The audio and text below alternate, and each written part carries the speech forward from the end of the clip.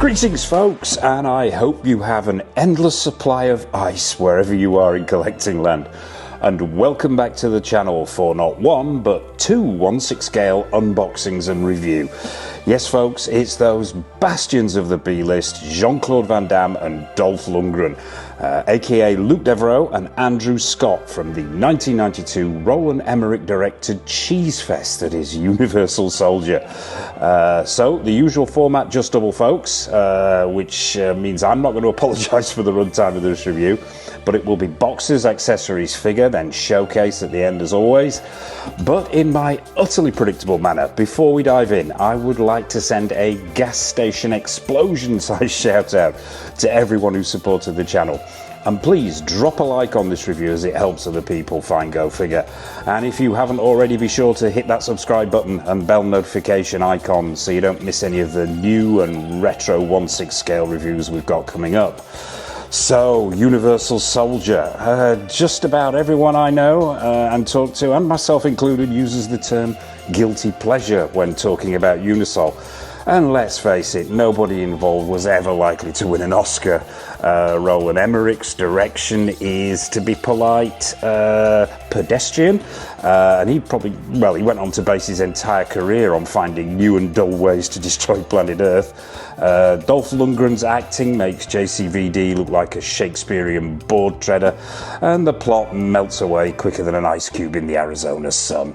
But what it does have is action in spades, charm by the gallon, and most importantly, it doesn't take itself too seriously. I revisited the movie prior to this review, and it still puts a smile on my face today, the same way it did back in '92. So I guess this is what they mean by guilty pleasure. But enough of my 90s nostalgia, onto the boxes, and I'm going to try and get my hand in here and stop them from spinning so we can take a quick look at them. Big boxes these, barely fit in front of the camera. Got to say as well at this point, a massive thank you to Super 18, who is a fellow collector on eBay, who provided me with these figures. These figures are brand new, and they were released I believe about 10 years ago, but these have been sat in storage waiting for Mr. Go Figure's hands to give them their first outing and their first look at daylight. So yeah, massive thank you to Super 18, link to his eBay page in the description below. And they are big boxes. We will put one to one side for a second so we can have a quick look. Now, no real difference on the slipcover. It's a slipcover design on these boxes, and as collectors who know Dam Toys and Blitzway will know the style of these boxes from back in the day. I will just get this turntable out of the way actually so we can take a look at them in a little bit more depth. Slipcover design, as I mentioned, really nice design, very simple, nothing too fancy going on here. What you've got on the front is the picture from the promotional art from the Unisol film. It says Dam Toys top left hand corner, Blitzway top right, Blitzway 1/6 scale collectible figure, limited edition, Universal Soldier in that font from the movie, and Studio Canal, officially licensed product obviously. Let's get this on its end and remove this slip cover, and what you are greeted with underneath is a magnetically clasped box, which we'll take a look at in a moment. The slip cover itself, not much else going on really, pretty plain, except for the usual credits and warnings around the back there. Don't piss these figures off, or it may just have to teach you about the chain of command. That's written in there somewhere, take my word for it. No, I'm making it up. So that's the slip cover. Now this is the red one, and I believe the red one is the Andrew Scott figure. Yes it is. Bring this one into shop. Dam Toys top left hand corner, Blitzway top right, Universal Soldier across the front.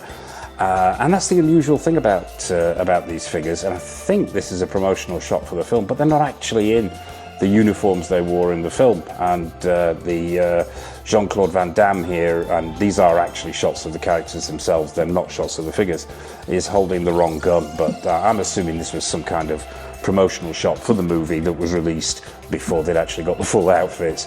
But yeah, you've got this sort of red effect going on, almost like fire in the background. Nothing much around this side, just says Dam Toys and Blitzway again. Around this side, same thing again. Around the back, you have a shot of the Andrew Scott figure, and all the usual credits and warnings at the bottom there again. As I mentioned, magnetically clasped, opens at the side here. Pop it open. What you are greeted with is not much really, pretty plain interior. You've got this foam inlay. Once you remove that foam inlay, if I can get this out, you are greeted with the figure. And the first time it's seen the light of day. Figure there, another layer underneath with all the accessories and the stand, but we will take a look at that. So yeah, that's the Andrew Scott figure. We will pop that to one side and have a quick look at the Luke Deveraux figure. And it's going to be pretty much the same story, I think, here. Same slipcover. Let's just get that slipcover off. Yeah, exactly the same slipcover here. No differences at all to the first one. The major difference here, obviously, the Luke Deveraux box is blue. Just says his name there instead of Dolph Lundgren's. Same thing around the side here. Those flame effects are blue as opposed to red on the other box. Once again, magnetically clasped. Open it up. Same story. Pretty plain interior with that foam inlay and the figure underneath. So there you have it, folks. That's the boxes, and I've got to say I do like these. I think considering we're looking at nearly 10 years old figures, I think they've done pretty well, and I think the packaging that Dam Toys and Blitzway used back in the day there was very good. It's not too fancy, but it's very, very classy. So yeah, that's the boxes. So without further ado, let's get all the accessories out for both figures, dive down onto the table and have a look at everything you get with your Unisol figures. Okay folks, so accessories out, and what do you get with your Luke Deveraux and Andrew Scott figure? Well, there's a decent amount with both figures, but a lot of this is actually duplicated. They're pretty much the same, bar a couple of little differences that we'll take a look at. But we will start with the hands first. Now, Mr. Go Figure has to own up to being slightly disappointed. You know me and my strange hand thing. Unfortunately, you only get 3 hands with each of these figures. So yeah, not the usual raft of hands that we get to see with a 6 scale figure. There's 2 already on each of the figures, which we'll take a look at when we bring the figures out. But and there's a slight variance in the hands as well. The one with the Luke that comes with a Luke Deveraux figure is a gripping hand. Looks like a hand for holding the, I would assume, probably the MP5 or possibly Desert Eagle, but I'm sure we'll find out when we bring the figure out. It's pegged, so comes straight out of the box pegged, which is nice to see. Let's take a look at the 10-year-old sculpt and paint application and see if they still hold up today. And I think this is pretty good. They've got that glove effect really, really nicely here. They've sculpted that in really well with that mesh look on the back of the hand there. You've got creasing in there, and that strap's been sculpted in well.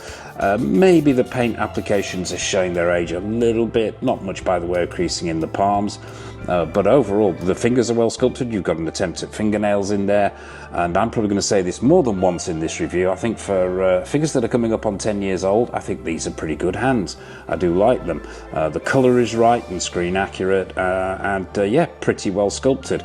The Andrew Scott spare hand is a slightly different one. Now, I'm assuming this is going to be for holding the M60, which is another of the variants between the 2 figures. But yeah, same level of sculpt and paint application there, same level of detailing.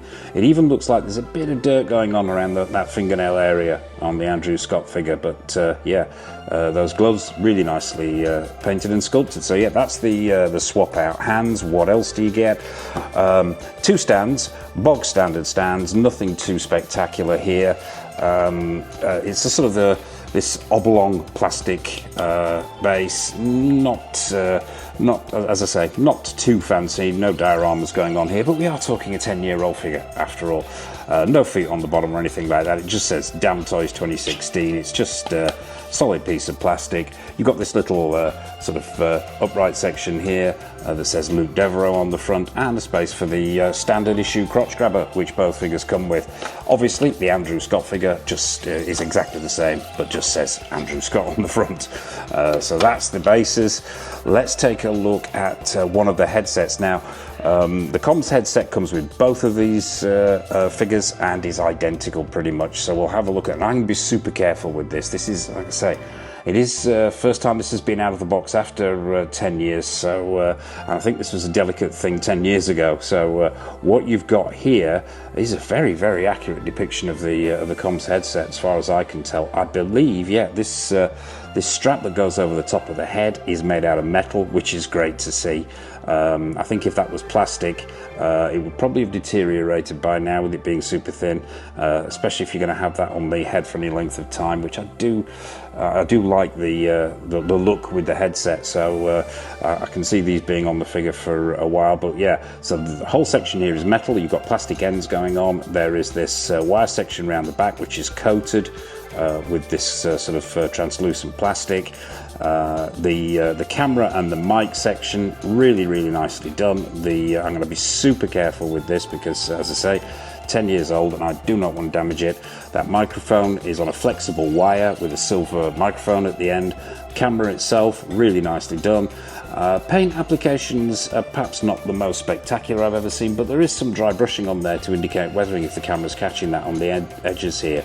And the camera itself, really nicely done. The eyepiece is on a hinge. It's all plastic, and there is some silver dry brushing on the eyepiece if the camera is catching that. So yeah, pretty nicely done there, and identical between the two figures. So that's the headset. Let's take a look at the weaponry. They both come with what I believe is a Beretta, a 6 scale Beretta. Correct me in the comment section if I'm getting this wrong, but it looks like a Beretta to me. Pretty good sculpt for its age, this, I think. I'm seeing 6 scale weapons from brand new figures today that aren't as good as this. I think Dam Toys and Blitzway have done a cracking job here on the weaponry. Sculpt is nice, the colour is on point, it's got that red dot on there for the safety. I believe there is a removable magazine going on here, if I can get my fingernail in there. Yep, removable magazine with sculpted and painted in bullets. And I believe there's a cocking action on this one as well. Yes, indeed, there is a cocking action. So they both figures come with the Beretta, if it is a Beretta. They also both come with a Desert Eagle. Now, a Desert Eagle with a laser sighting. Once again, movie and screen accurate, this one. Really nice sculpt going on here, even down to the readable sculpted in print on the side there. You can actually make out Desert Eagle pistol there on the side. If the camera is, but I doubt very much the camera's going to catch that, even in 4K. But yeah, and there's detailing on the laser section next to the trigger. The suppressor itself is fully removable, so just a little twist there and that will pop out. So it's nice to see that it's removable. And I am assuming once again we're going to have a removable magazine here with sculpted in bullets. Yes, indeed, just much bigger bullets. And it's nice to see that they've gone silver and sort of that bronze effect on the sculpted bullet there. So yeah. Both come replete with the Desert Eagle. They both come with spare mags for both those pistols. You get a spare mag for the Desert Eagle, which is identical to the one that we just looked at, and 2 spare magazines for the Beretta with the sculpted in bullet. So I believe there are spaces on the figure in the uniforms to actually stow those. There are pouches. What else? You get the baton, all one piece of sculpted plastic. Very simple this. It's just the black plastic baton. Not much to write home about here. I don't even think there's a paint application here. I think this is just simply the colour of the plastic that they use to mould it. But yeah, both figures come with the baton. Both figures also come with the life gauge, the life meter that goes around the wrist. Now, this is sculpted plastic with what looks like a nylon or a canvas strap, so you can attach it to the figure. And it's just done very well. Screen accuracy is there, the shape, the size is right. There's some silver dry brushing on there to pick out the details and give it that metallic look. And they picked out some of the details, some of the buttons on there with some red paint applications. So yeah, screen accurate and nicely made with that green canvas strap there. So yeah, both figures get one of those. And really, that is pretty much it apart from the variant weapons. Now, the variant weapon with the Deveraux figure is an MP5 with the laser sighting, and I've got to say, I think this really is an excellent piece of work 10 years down the line, or not even 10 years down the line, even by today's standards. I think this is a cracking piece of work from Dam Toys and Blitzway. And I'm going to assume from the top here that that Blitzway were more involved in the head sculpts and Dam Toys more in the weaponry and the outfits, because I mean obviously Dam Toys probably better known in their early days anyway for military figures, and Blitzway more for their sculpting of statues and so on. So that's my best guess. If I'm getting that wrong, please correct me in the comment section below as always. But yeah, the proportions are nice. The sculpt is really good here, really sharp and detailed. The paint applications are on point here. There are some contrasting paint applications here. The magazine section is that slightly lighter gunmetal grey, whereas the barrel of the gun is slightly darker. So if the light's catching that, there is some really nice contrast going on there. Subtle contrast, but really well done. You can see the laser sight. LS has been printed on the side there. There's even a warning on the front there, if I can get this into shot, to avoid the laser section. But overall, yeah, really nicely sculpted and painted there. The alternate weapon for Andrew Scott is his M60. And once again, I think I've got to say it. I think Dam Toys and Blitzway done a cracking job here on this.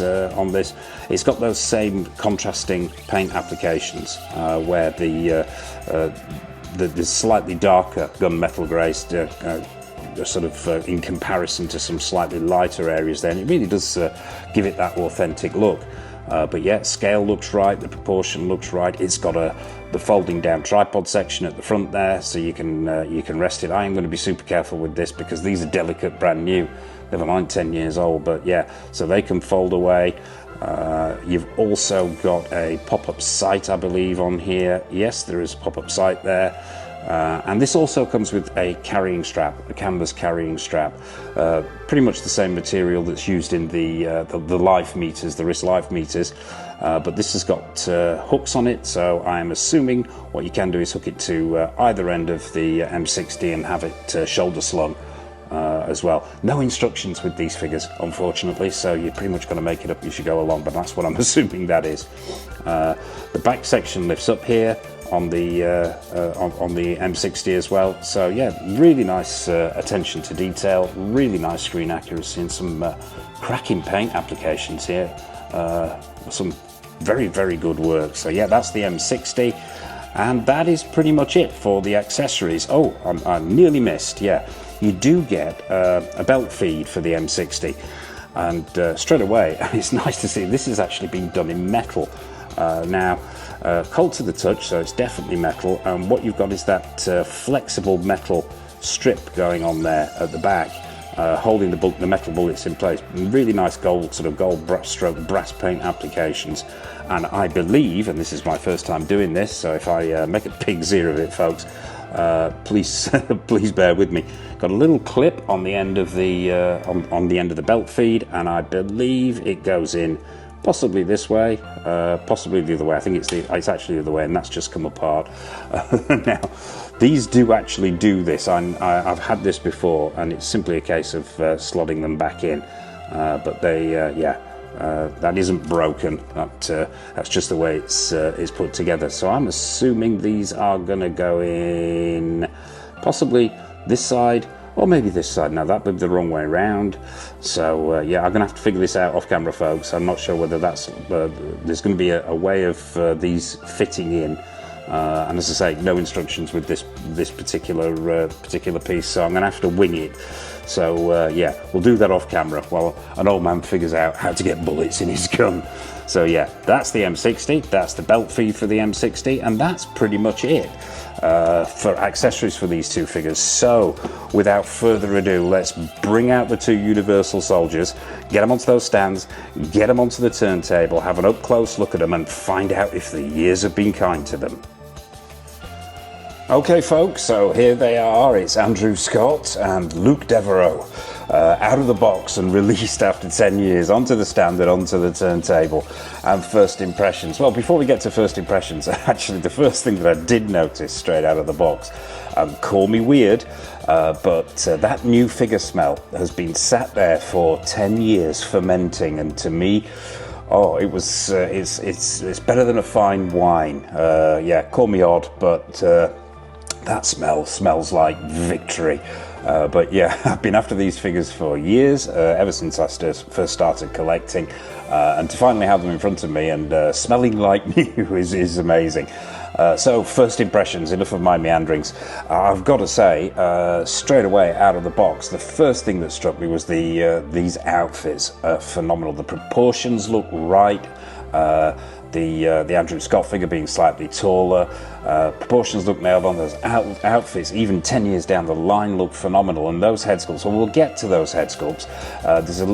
They surprised me, let's put it that way, but not for reasons I was quite expecting. But let's do what we always do. Let's have an up-close look at the pair of them. Let's stop them from spinning and get up close and personal with the Universal Soldiers. Let's start with Andrew Scott. Now, obviously, as I said straight away, the proportions are absolutely there in spades, but we will get him off the stand and start at the bottom and work our way up.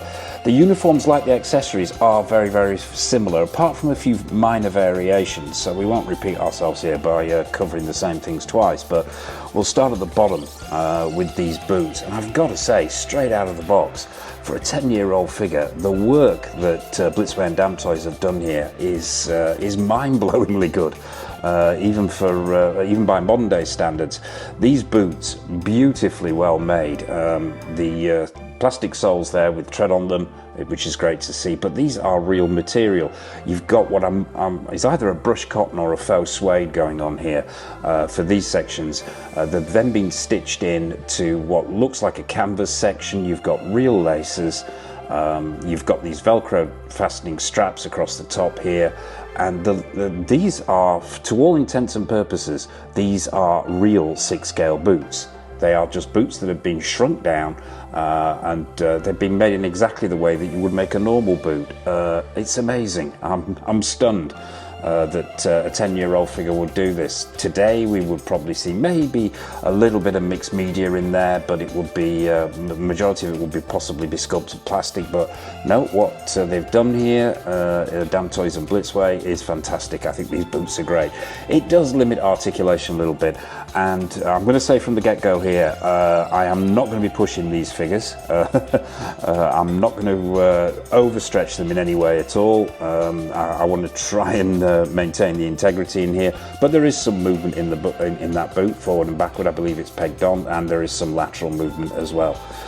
Moving up, and yeah, I'm just gobsmacked at the fact that these are pretty much genuine, real boots. The camo, the desert camo outfit itself, absolutely on point as far as I can see. Stitch work is next level stuff. It's just it's there. It's absolutely on point. The colours are right and screen accurate. The fit, the finish, the fall, it's all there. And this has got some heft to it. This figure. It's a weighty figure. We will gingerly test the articulation, and you've got a double joint at the knee there, which is nice to see. There is a swivel there. I'm assuming that's a ball joint at the hip. But let's take a look at the details here. I mean, this is amazing. This is the kind of stuff that I sort of associate with this were Dragon in Dreams and their military figures. What they've used here is canvas, which is beautifully stitched for this holster with all the right flaps and so on going on. The belt is all canvas. All these straps look to me to be canvas. You've got that plastic buckle there at the belt, which is screen accurate. Around the back, the stitch work is impeccable, and regulars to the channel will know me and my 6-scale stitch work and my OCD around it. Once again, you'll be sick of hearing me say this, but if they get it wrong, it throws the figure off completely, and none of this stitch work is off. There's no loose threads hanging down. The stitch work itself is just absolutely on point. Let's check the swivel at the waist. Yeah, there's a swivel at the waist there, and you can get an ab crunch out of this guy.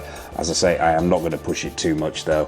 Working our way up, you've got this undershirt underneath the camo pants themselves, and nicely done this is too. It feels like a cotton material. It doesn't feel like a man-made fibre. It feels like a really nice cotton with the same level of stitch work going on there, and it reflecting that pattern that's in the camo pants. Articulation at the elbow there, yeah, that arm will go all the way up.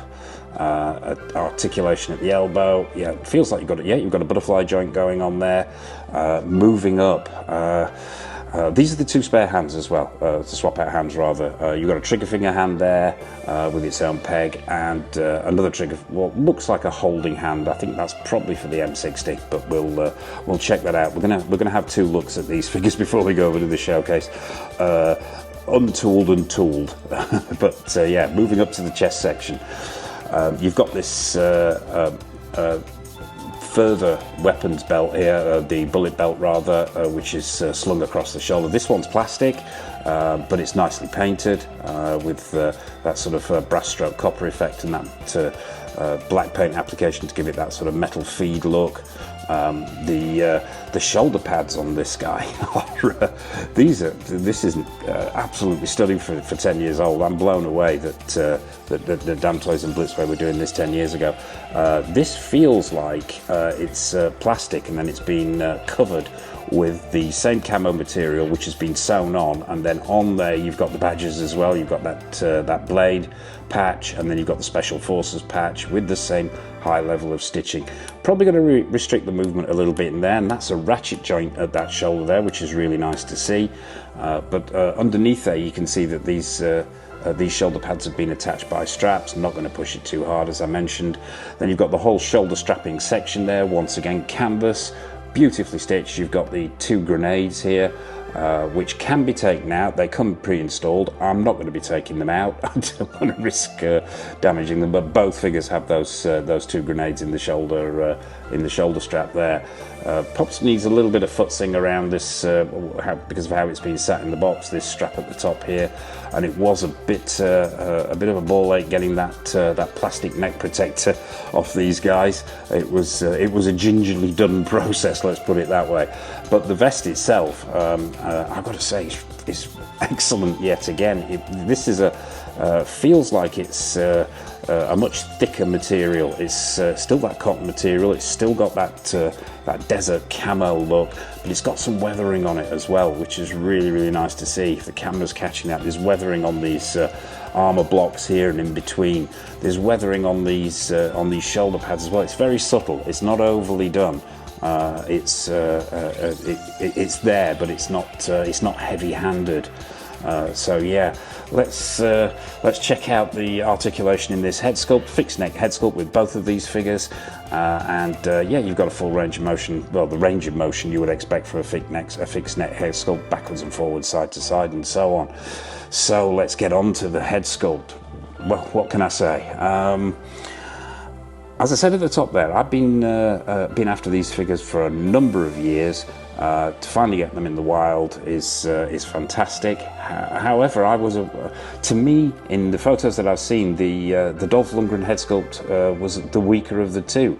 But I'm not getting that here. I think that is very, very good. I think for a 10-year-old figure, they most certainly captured the likeness of Dolph Lundgren there. Is it perfect? No, it's not. But for a 10-year-old piece, I think that is a cracking head sculpt. I really do. The paint applications are way ahead of the time. The sculpt is on point. You've got different tonal changes in the skin there. They've captured that incredibly strong jawline and those intense eyes. Those eyes are not the right colour, super glassy. The hair itself is nicely done. You've got individual strands picked out there. I thought in some stills I'd seen of these particular figures that the hair here was the wrong tone, that it was slightly too orange, but actually in hand it isn't. It works. It's got sort of around the side you've got more of a blonde feel to it where the hair is shorter, but there's a slight reddening to the top of the hair there, which is screen accurate. So yeah, paint applications on point, sculpt nailed on. Yes, it's not perfect, but damn, for a 10-year-old piece, that is phenomenal work there from Blitzway and Dam Toys. Absolutely on point, nailed on. So that is Andrew Scott, aka Dolph Lundgren. Let's get him back onto that stand, and let's take a look at the JCVD Luke Deveraux. Let's bring him into shot. Now, pretty much you've got the same thing going on with the boots here, so we won't cover those. Velcro fastening, these boots, by the way, at the top, so you can cover those laces up. Pretty much the holster here, the urban camo pants themselves, and this figure feels like it's slightly padded, whereas imagine they both do. It feels like there's a bit of padding on both of these, so I'm assuming they've used a similar body, different height, and then padded them out just to get the scale, proportion, and screen accuracy there. But yeah, pretty much both of these figures are identical in the harness department around the waist section with the holsters, and once again, same level of fantastic detailing there and fantastic stitch work in the outfit. Moving up, probably the biggest variant here is obviously the head sculpt, but also it's this vest, this chest protector vest section. Once again, screen accurate. This one doesn't have those sort of armor blocks that pick out the muscularity in the Dolph Lundgren figure. This is more sort of stitched, but once again, colors are right, matching the desert camo of the rest of the outfit. You've got the insignia up top there, which are screen accurate as well. They look like they've been stuck on. Yeah, they're stuck on there, but they don't look like they're going to move anywhere.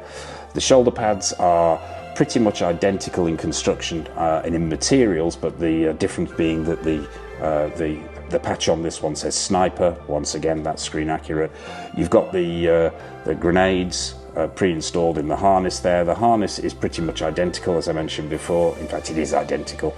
What you've got around the back on this one, though, I do like this, is that real stitching in the back of the vest section there. And this whole back of this vest section here just gives you an idea of the quality of the stitch work in this piece.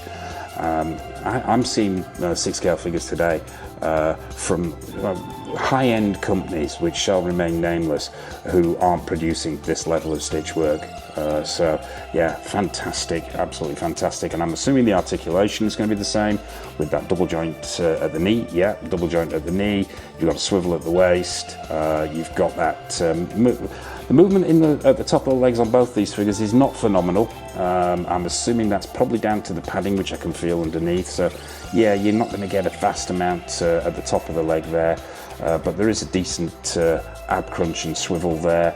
The arms themselves are identical to the Andrew Scott figure. You'll get up to right up to the face there with the hand, which is great to see. That undershirt, exactly the same as the Scott figure as well. Beautifully detailed, fantastic print, and overall just very, very good indeed. Let's take a look at this head sculpt now. I thought this was the strongest of the two until I got it out of the box and realised that I think they're both on a level with each other. I mean, with Caustic Plastic recently announcing that they're Bloodsport Jean-Claude Van Damme, the bar is high on these things, but I think they've absolutely nailed it on again here, Blitzway and Dam Toys. Once again, is it 100%? That's subjective. I think they are 99.9% there with this one. The sculpt itself is absolutely excellent. Paintwork is of the same high standard as the Scott figure, with those tonal changes in the skin. The eyes are the right colour, nice and glassy, even down to the bump on the forehead. The hair here it's just way ahead of its time. It really is for a 10-year-old piece. That shaved effect on the sides there, the individual strands picked out. The style is absolutely on point from the movie, with that tiny little curl at the front there. Just from every angle there, that profile is frighteningly good for Van Damme from Unisol. I think, yeah, excellent work here. I've got to stop gushing. I think, yeah, I know it's a cliche, but these two figures, I actually, they fall into that category of figures that just are better in hand. I have seen, as I say, done a lot of research on these, seen numerous photos, and they just work so much better when you are holding them and up close and personal with them. I think that is great. but I'm biased. So there you have it, folks.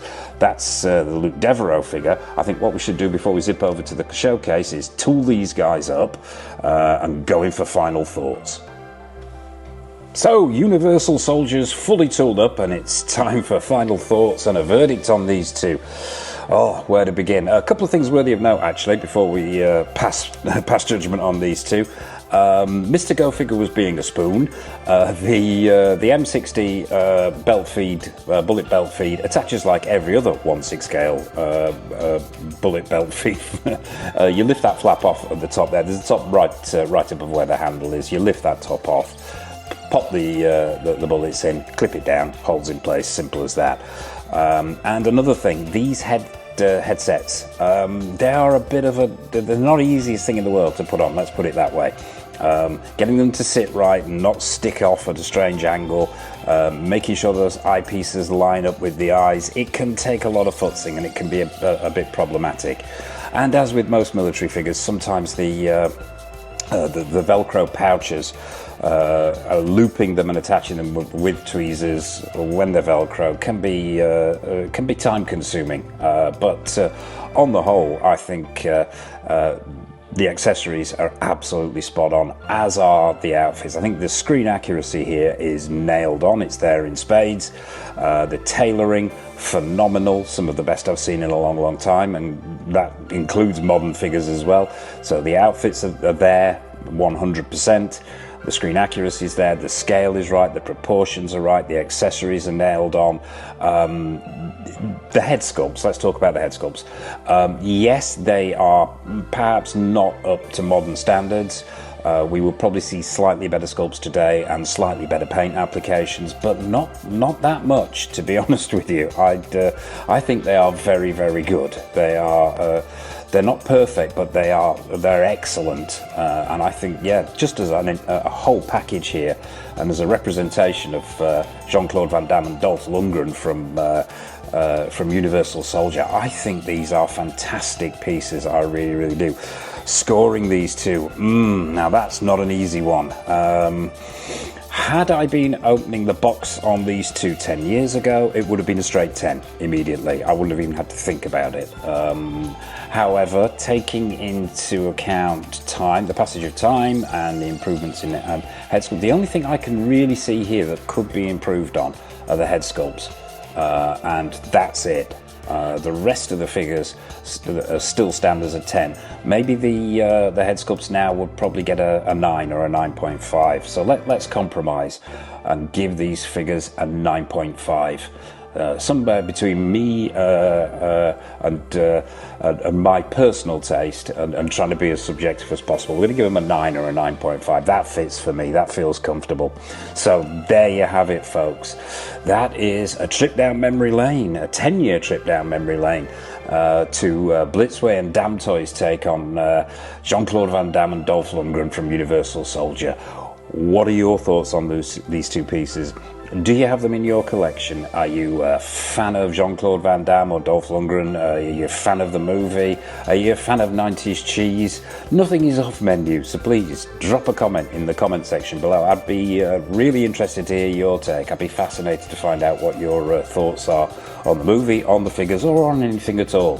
So, what's coming up on the channel? Well, in the 1/6 scale world, we've got a raft of new figures coming in. We've got stuff from Hot Toys, from Pure Arts, from In Art, from X06, Caustic Plastic, Susu Toys, Present Toys, the list goes on.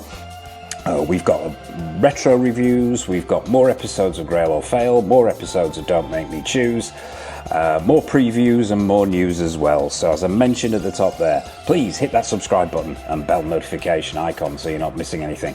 And I suppose all that remains for me to say is, from the Universal Soldiers and myself, a massive thank you for watching, as always, and take care of yourselves. Happy collecting, and it's over to the showcase.